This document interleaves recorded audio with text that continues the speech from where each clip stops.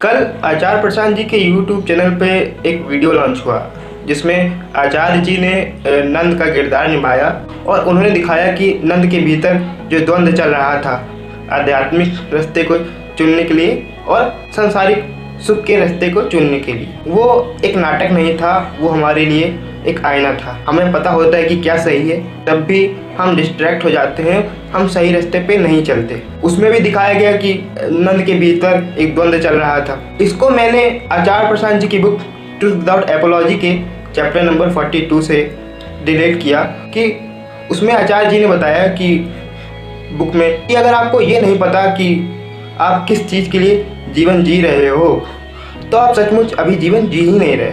हमें भी लगता है कि हम कितनी जल्दी काम से छुटकारा पाएँ, हमारे लिए समय उबाऊ लगने लगता है।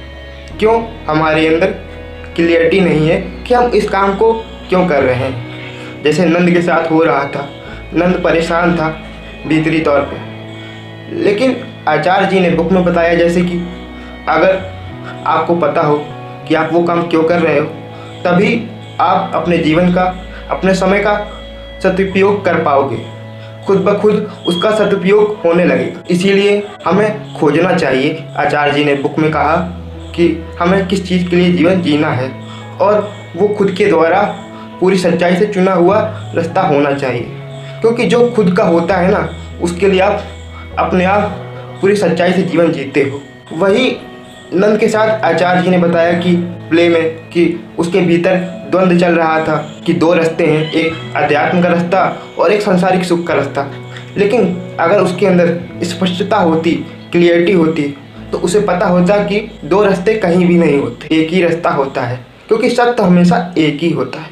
वो तो उसकी लालसा थी, मन में लालच थी, इसलिए उसको वो दो रास्ते दिखाई दे रहे थे। यही आचार्य जी हमें किताब में बता रहे हैं कि आप खोजो कि आपके लिए क्या सही है, इसके लिए आप जीवन जी सकते हो।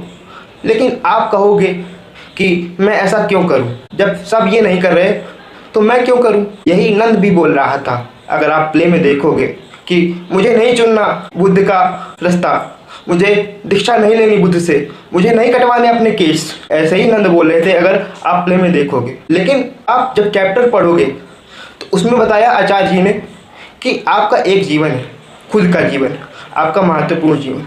इसलिए आपका कर्तव्य है कि आप अपने लिए सही जीवन चुनो और बाहरी दिखावे के लिए नहीं, खुद के लिए पूरी जागरूकता के साथ अपनी पूरी ताकत को जानो। यही आपके लिए प्रेम है खुद के लिए। और जब आप ये समझ जाते हो, तभी आप जीवन जीना चालू कर